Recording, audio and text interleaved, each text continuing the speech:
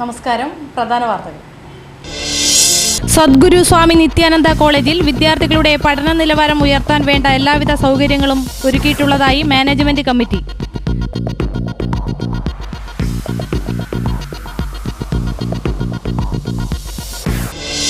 ശ്രീ ശാന്തിനി തൃപ്പൂണിത്തറ ശ്രീ പൂർണ്ണത്രയീശ്വര ക്ഷേത്രത്തിൽ കദളിക്കുല കൊണ്ട് തുലാഭാരം നടത്തി.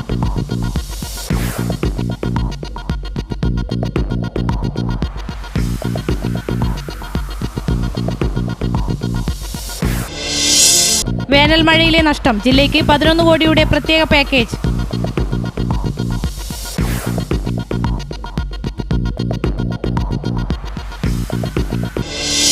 സ്വർണ്ണക്കട്ടികളടക്കം 72 ലക്ഷം രൂപയുടെ കള്ളക്കടത്ത് നെടുമ്പാശ്ശേരിയിൽ പിടികൂടി.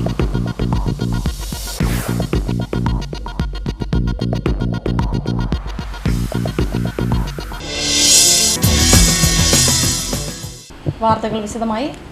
വേനൽ മഴയിൽ ജില്ലയിൽ നാശനഷ്ടം സംഭവിച്ച കർഷകർക്കായി 11,39 ലക്ഷം രൂപയുടെ പ്രത്യേക നഷ്ടപരിഹാര പാക്കേജ് ചാല ദുരന്തഭൂമിയിലെത്തിച്ച ധനസഹായ മാതൃകയിലാണ് ഇതും.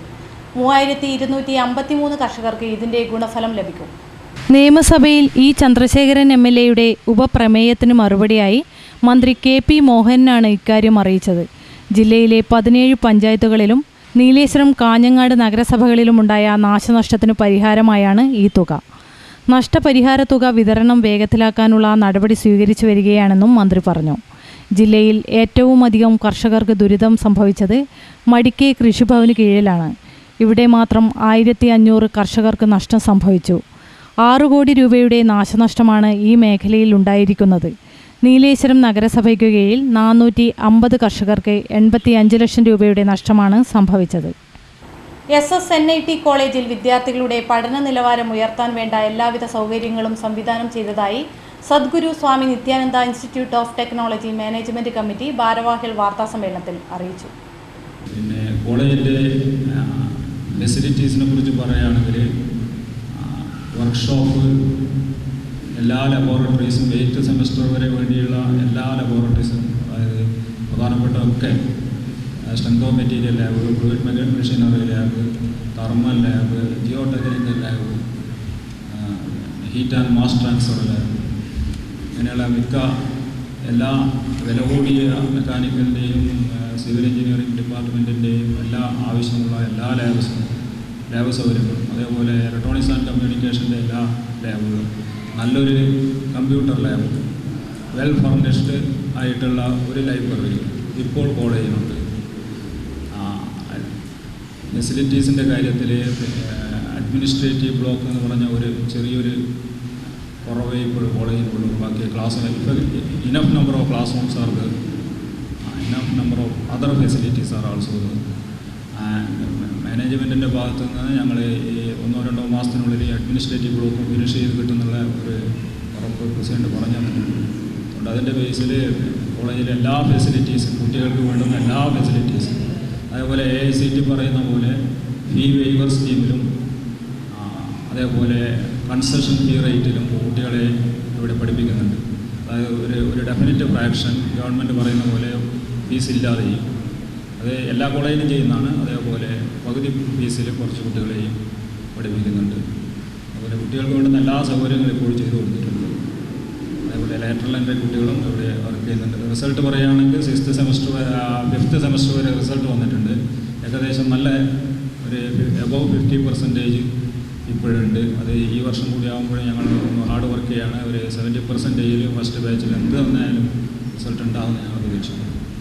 SSNIT കോളേജ് 2010 3 ബ്രാഞ്ചുകളോടെയാണ് ആരംഭം കുറിച്ചത്. Civil, mechanical, electronics and communication, self finance കോളേജായിട്ടായിരുന്നു ആരംഭിച്ചത്. ഓരോ ബ്രാഞ്ചിലും 60 വിദ്യാർത്ഥികൾക്കാണ് പ്രവേശനം അനുവദിച്ചത്. അതിൽ 50% മെറിറ്റ് സീറ്റും ബാക്കി 50% മാനേജ്മെൻറ്റ് സീറ്റുമാണ്. മികച്ച ഭൗതിക സാഹചര്യങ്ങൾ ഒരുക്കുവാനും അതുപോലെ തന്നെ മികച്ച പഠന സൗകര്യങ്ങൾ ഒരുക്കുവാനും പ്രഗത്ഭരായ അധ്യാപകരെ നിയമിക്കുവാനും കഴിഞ്ഞിട്ടുണ്ട്. ഈ വർഷം ആവശ്യമുള്ളത്രയും ക്ലാസ് മുറികളും വർക്ക്ഷോപ്പുകളും പഠനോപകരണങ്ങളും തയ്യാറാക്കിയിട്ടുണ്ട്. പരിചയസമ്പന്നരായ കൗൺസിലേഴ്സ് പഠനകാര്യങ്ങളിൽ വിദ്യാർത്ഥികളെ ഗൈഡ് ചെയ്തു വരുന്നു.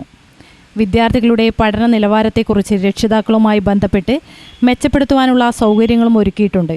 പഠനത്തിൽ പിന്നോക്കം നിൽക്കുന്ന വിദ്യാർത്ഥികളെ കണ്ടെത്തി പ്രത്യേക കോച്ചിംഗ് സൗകര്യങ്ങൾ ഏർപ്പെടുത്തിയിട്ടുണ്ട്.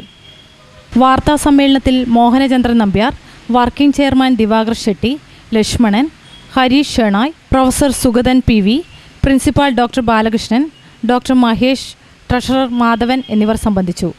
സിയാൽ മാതൃകയിൽ രൂപീകരിച്ച കുടിവെള്ള കമ്പനിയെക്കുറിച്ച് 7 UDF MLA-മാർ കത്ത് നൽകിയ സാഹചര്യത്തിൽ വിശദമായി പരിശോധിക്കണമെന്ന് KPCC പ്രസിഡന്റ് രമേശ് ചെന്നിത്തല നിർദ്ദേശിച്ചു.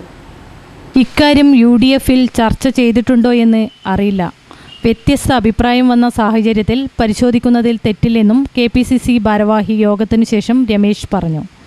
സർക്കാരിൻ്റെ തീരുമാനങ്ങളെക്കുറിച്ച് ഭിന്ന അഭിപ്രായങ്ങൾ വന്നാൽ അത് പരിശോധിക്കുന്നതിൽ തെറ്റില്ല. അതിൽ ദുരഭിമാനത്തിൻ്റെ കാര്യമില്ല.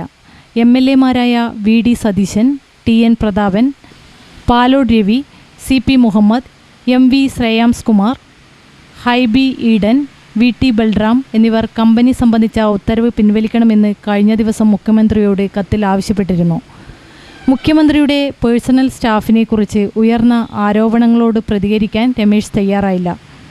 മുഖ്യമന്ത്രിയുടെ പേഴ്സണൽ സ്റ്റാഫുമായി ബന്ധപ്പെട്ട് ഉയർന്നിട്ടുള്ള ആരോപണങ്ങൾക്ക് അദ്ദേഹം പറഞ്ഞതിൽ കൂടുതലൊന്നും തനിക്ക് പറയാനില്ല. കഴിഞ്ഞ ദിവസം നിയമസഭയിൽ പറഞ്ഞപ്പോഴാണ് ഇക്കാര്യം കേട്ടത്. പട്ടിണി മരണം വ്യാപകമായ അട്ടപ്പാടി ശനിയാഴ്ച സന്ദർശിക്കുമെന്നും പ്രസിഡന്റ് അറിയിച്ചു. ഇന്ത്യയുടെ മതേതരത്വത്തെ തകർക്കാനുള്ള വർഗീയ ഫാസിസ്റ്റ് ലക്ഷ്യത്തോടെ BJP മുന്നോട്ട് നീങ്ങുന്നു എന്ന് യോഗം അംഗീകരിച്ച പ്രമേയം കുറ്റപ്പെടുത്തി. ദേശീയ തലത്തിൽ മൂന്നാം മുന്നണിക്കു വേണ്ടി നടക്കുന്ന നീക്കങ്ങൾ BJPക്ക് അധികാരത്തിലെത്താനാണ് അവസരമൊരുക്കുക.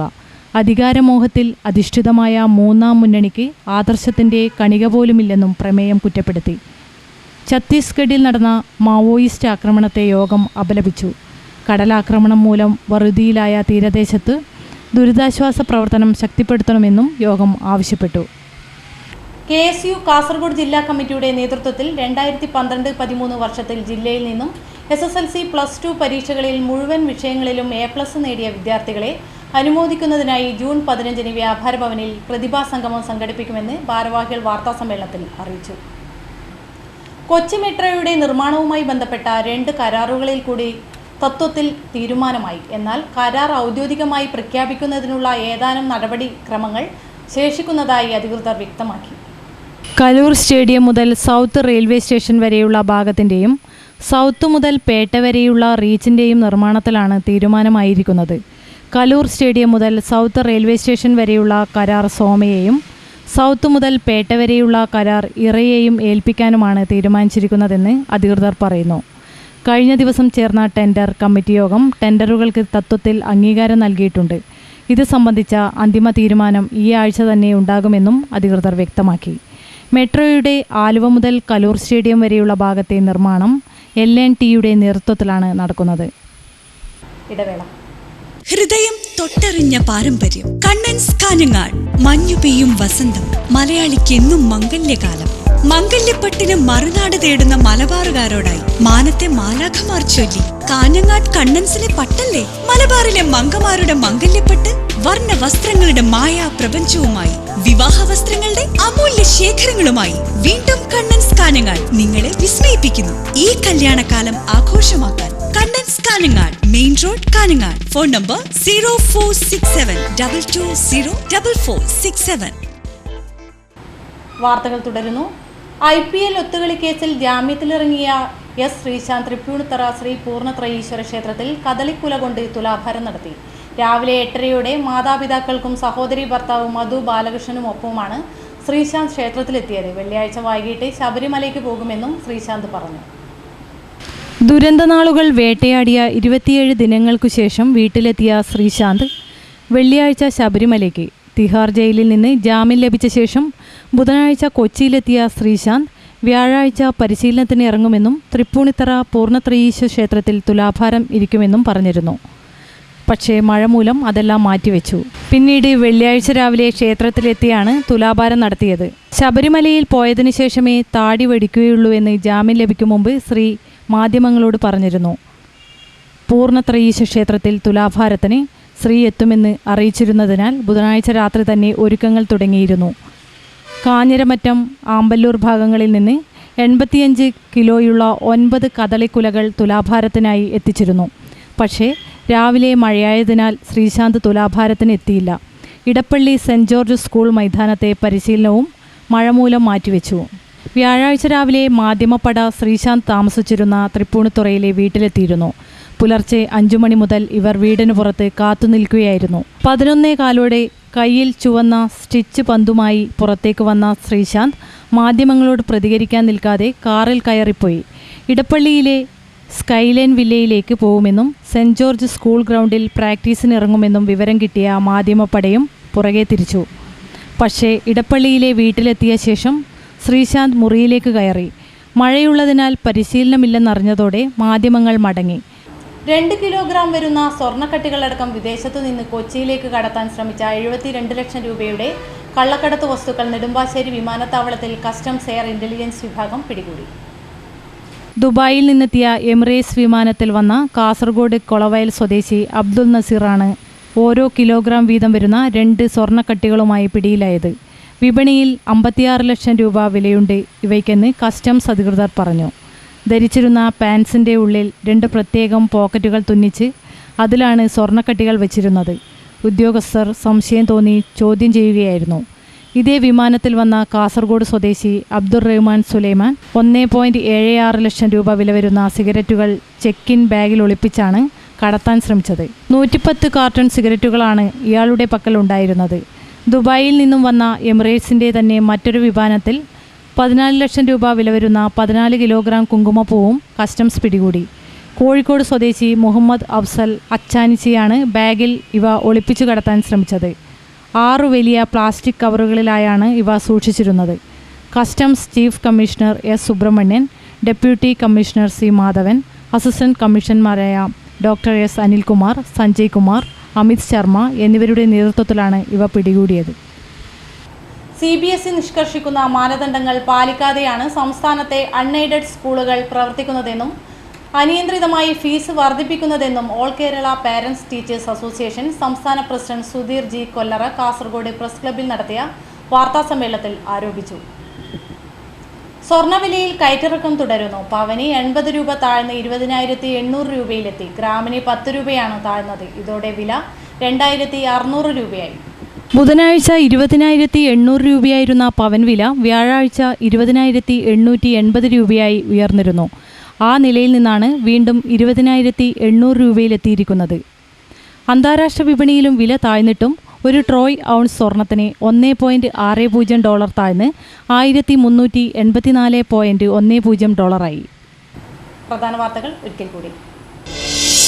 സദ്ഗുരു സ്വാമി നിത്യാനന്ദ കോളേജിൽ വിദ്യാർത്ഥികളുടെ പഠന നിലവാരം ഉയർത്താൻ വേണ്ട എല്ലാവിധ സൗകര്യങ്ങളും ഒരുക്കിയിട്ടുള്ളതായി മാനേജ്മെന്റ് കമ്മിറ്റി.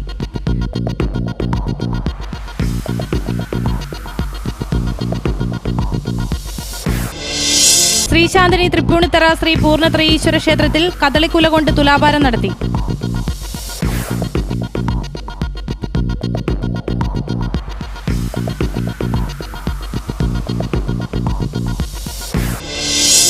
വേനൽ മഴയിലെ നഷ്ടം ജില്ലയ്ക്ക് 11 കോടിയുടെ പ്രത്യേക പാക്കേജ്.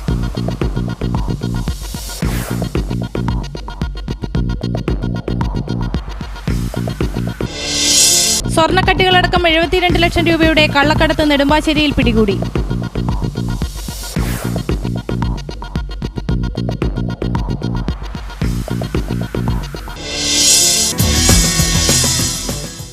വാർത്തകൾ കഴിഞ്ഞു.